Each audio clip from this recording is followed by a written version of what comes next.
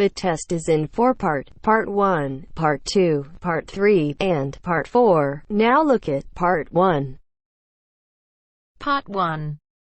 You will hear a man called Ken talking on the phone to a friend called Liz about holiday accommodation. First, you have some time to look at questions 1 to 6.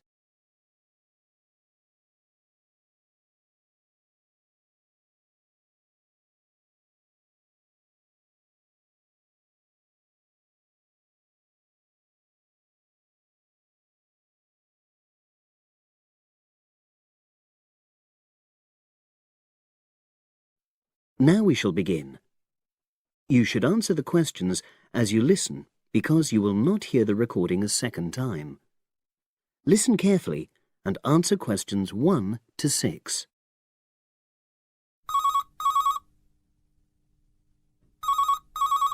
Hello.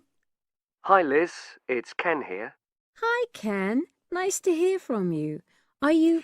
This is just a quick call, but Mary and I have just been talking about our summer holiday.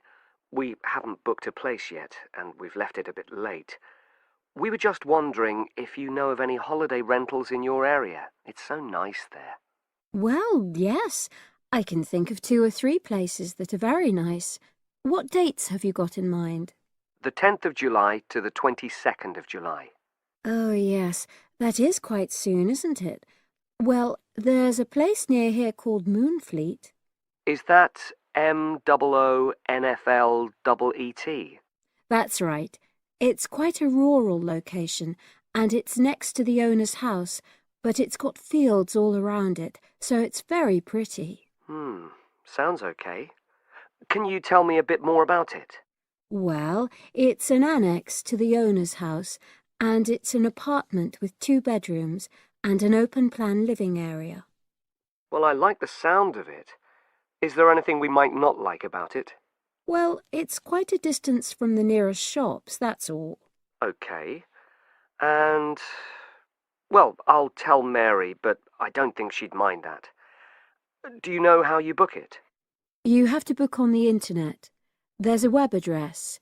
It's www.summerhouses. One word? Yes, then .com.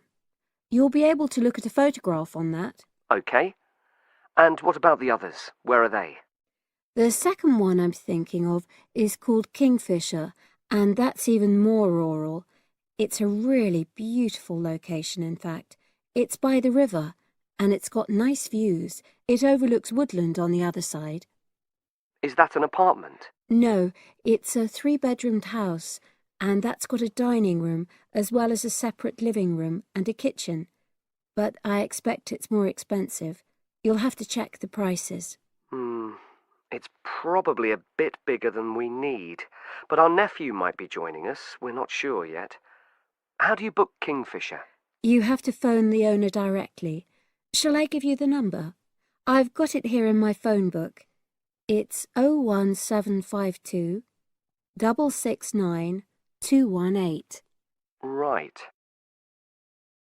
Before you hear the rest of the conversation, you have some time to look at questions 7 to 10.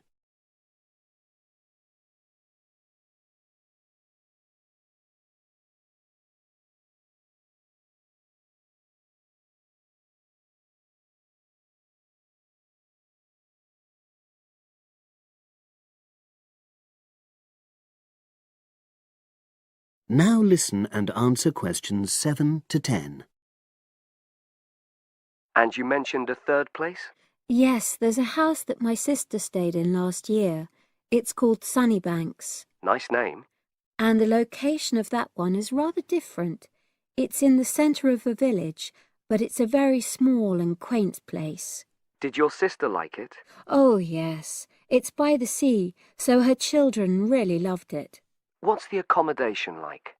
I'm not sure about the number of rooms, because I haven't been in it myself, but I think she said it's quite spacious, and I know it's got its own garden.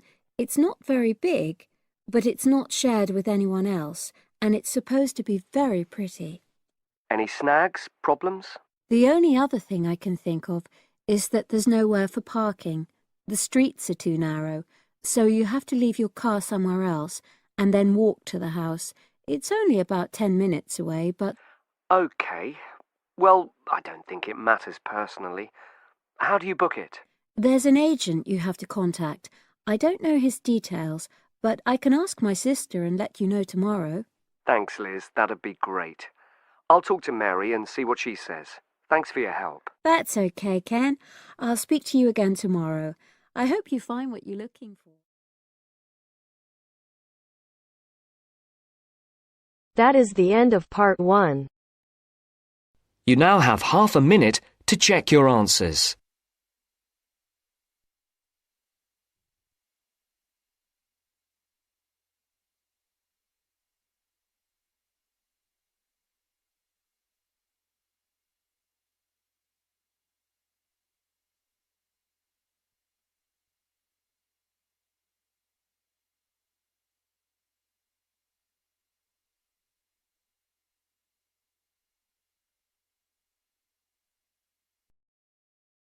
Now turns to part 2. Part 2. You are going to hear a tutor talking to a group of philosophy students. First, look at questions 11 to 13.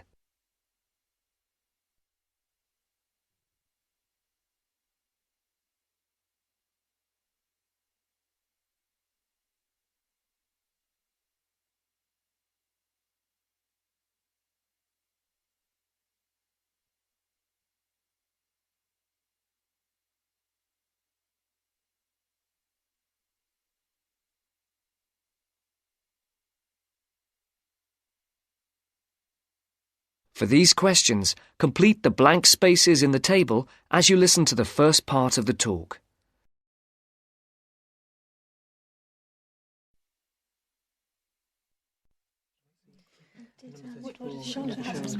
Good morning, everyone. Good morning. My name is Dr. Russell, and I am your tutor for philosophy this year. I think we're all here. Let's see, 5, 6, 7, yes, that's everyone. Before we look at the 3 lectures you've had on philosophy this week, I would just like to run through a few things about what you can expect of me as tutor and what in turn we expect of you. As for myself, my function as tutor is to help you in all things relating to your work in the philosophy course. The help that I am able to give is, of course, mainly academic. For personal matters, I can refer you to other support services in the university, ranging from counselling to welfare. One thing that I would point out is that if you feel that you need to talk to someone, no matter how insignificant it is, don't leave it. Oh, and the last thing is, if you do need to make an appointment, the times are listed on the door of my room. You just write your name in a time slot. But I would point out that the appointment slots get booked up quite quickly. If it's urgent, catching me between sessions is the best idea. That way we can sort something out quickly.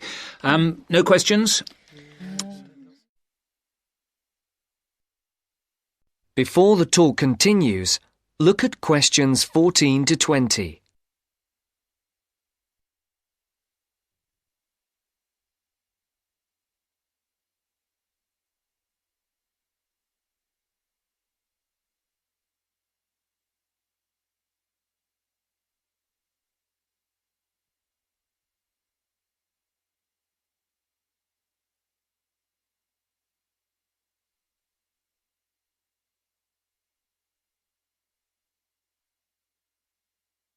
As you listen to the second part of the talk, answer the questions.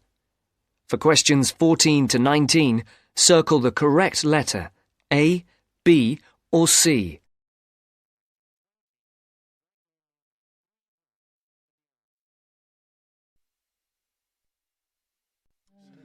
OK. As regards you as students, the tutorials are voluntary. You're not obliged to attend, but you are encouraged to do so.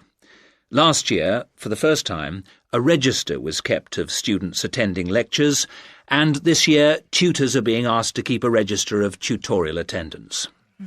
This is not a formal register, and not all tutors will be doing it, but in the philosophy department, all of us have chosen to keep registers. Another point that's being emphasised this year is punctuality. When we did exit questionnaires, we found that people arriving late for tutorials and lectures was the single most annoying thing for the majority of students.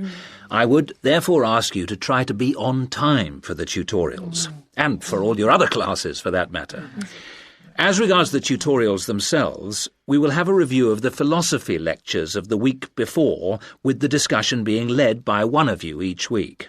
There is, of course, some planning involved, but you should rely primarily on the notes you made at the lectures. This will not take up the whole of the 90 minutes allocated to the tutorial. For the rest of the time, we will look at a particular philosopher, period or concept for which you will be expected to do some preparation each week. This will range from reading about a particular individual or concept to preparing a brief outline on a subject of your choice. How much you put into this depends on you, but we're not expecting in-depth analysis at this stage. Are there any questions so far? I'd just like to ask whether the work we do in the tutorials counts towards our continuous assessment, and if so, how much? I was just coming on to that point. All the work you do in the way of essays and project work that is graded counts towards your continuous assessment grades. The mini-presentations and lecture discussions will not be graded, but obviously, as time goes on, these activities will, I hope, have an impact on your work, and hence your scores. Does that answer your question? Basically, yes, but what about... That is the end of part 2. You now have half a minute to check your answers.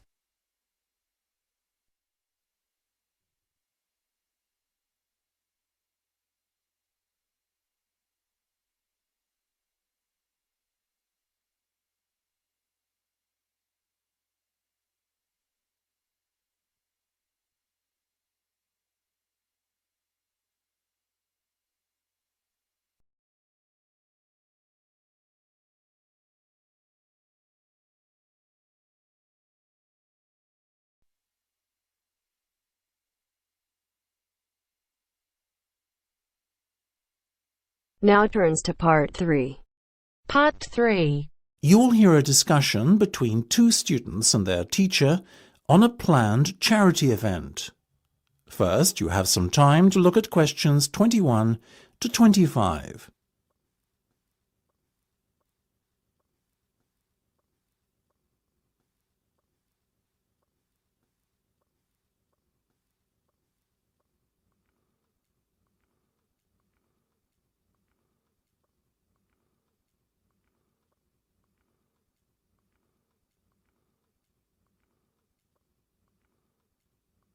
Now listen carefully and answer questions 21 to 25. So, are you making any progress with your plans for our annual charity event? I guess first things first, have you decided what charity it will be in aid of this year? We're thinking about Help the Children Africa, sir. Well, that's Mark's idea, sir, but I myself prefer a local charity called the Meals on Wheels. I'd have to agree with Laura on this one, Mark. After all, we're supposed to be giving back to the local community, and although helping African children is a very worthy cause, it's a little outside our remit. That settles it, I guess. Moving on from the beneficiary question, have you made a decision on what type of event it will be? Yes, we plan on doing something a little different this year. We're calling the event Balloonathon. Basically, we're going to offer balloons for sale to all the students. Balloons? I don't see where you're going with this. Why would they want to buy a balloon? Well, here's the thing. We don't actually give them the balloon. Instead, we'll write their name on it along with the special phone number, and then we'll release all the balloons into the air. When they fall to the ground, if a person finds one and rings a special number, then both he and the student who've bought the balloon will win a gift voucher. That sounds like an excellent idea, guys. Well thought out. This Balloonathon has a real novelty value attached to it, don't you think? Exactly what we said, sir. The only drawback is that the gas you put into the balloons is rather expensive. How much? About £20 per canister, and we'll need about 10. And how many balloons are you planning to blow up? Well, there are over 1,000 students in the school, so if even 1/3 of the students buy one, we'd need about 350 balloons. We've decided to order 500 so we don't run out. The good thing is we can return the canisters of gas if we don't use them, and the balloons aren't expensive, so there's no real risk of us spending a lot of money without getting a good return.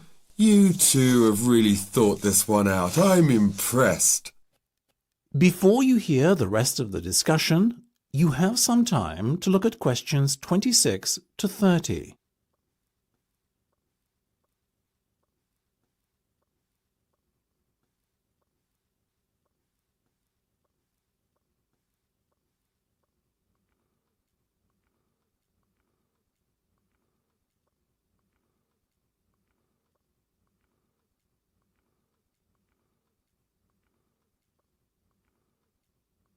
Now listen and answer questions 26 to 30.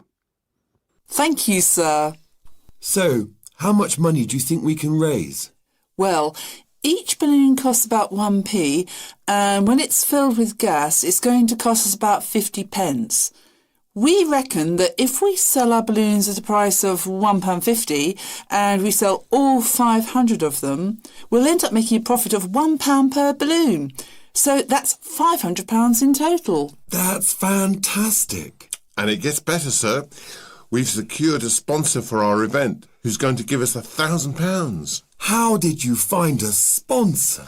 The balloon company we approached about buying the balloons asked us if we'd be interested in letting them sponsor us too. What's in it for them? They're going to print their logo on every balloon. I think you've done a good deal there. Thank you, sir. So, do we have your approval to confirm our order? Absolutely. But you know, I think we can sell more balloons if we set our minds to it. So why not order double the amount? 1,000 instead of 500. We're going to need more than 10 canisters of gas then. Double the amount, presumably. Correct. OK, let's go for it. Let's make this year's charity event our most successful ever. That is the end of part 3. You now have half a minute to check your answers.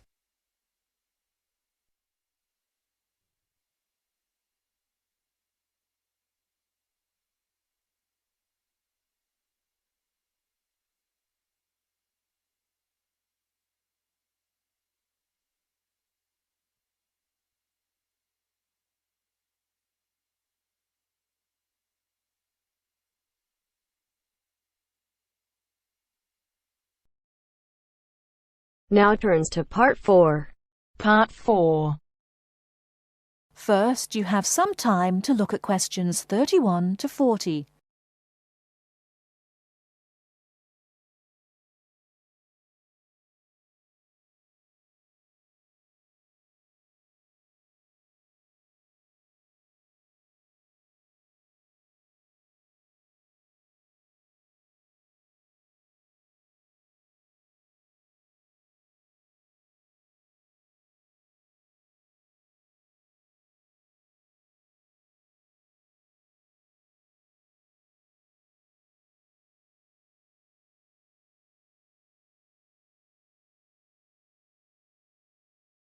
Now listen carefully and answer questions 31 to 40. River dance is an expression of modern Irish culture, but it is based on a culture which had its golden era from the 6th to the 9th century. Before that period, Irish culture was oral and based on a love of complicated stories and poetic styles. But in the 6th century, something wonderful happened. Writing was introduced by missionaries. From then on, the culture of Ireland began to develop in ways impossible before and had considerable influence in Northern Europe in the period up till the 9th century. With the invasions which began in the 9th century, this golden age collapsed and there never was any real recovery. There were no wealthy kings to sponsor the poets and scholars, so the tradition survived only in a form which the peasants liked. The love of story and song did not die, but no real attempt was made to find a distinctive Irish style until the end of the 19th century, when Irish nationalism began to influence writers in English called Anglo-Irish literature. There are many famous writers from that period. There is also William Butler Yeats, George Bernard Shaw, and Samuel Beckett, all of whom have received the Nobel Prize for Literature. In all, Ireland has received the Nobel Literature Prize 4 times. When you consider we have only a population half the size of Beijing, you see how unusual that is. Now, let me talk about the music. The Irish love of music has succeeded in surviving the change from Irish, the native language, to the language of the invader, and has once more begun to blossom and become influential outside the country. Irish music was reduced to being the language of the country people and was dying out as people moved to the cities. Young city people did not want to listen to peasant music, although we were all told it was important.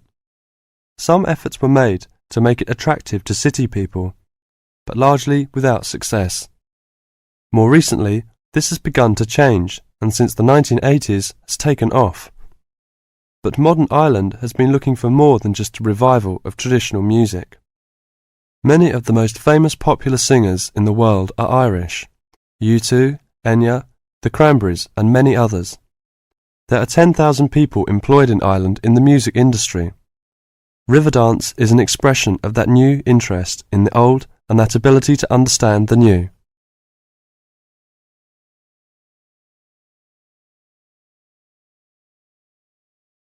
That is the end of part 4. You now have half a minute to check your answers.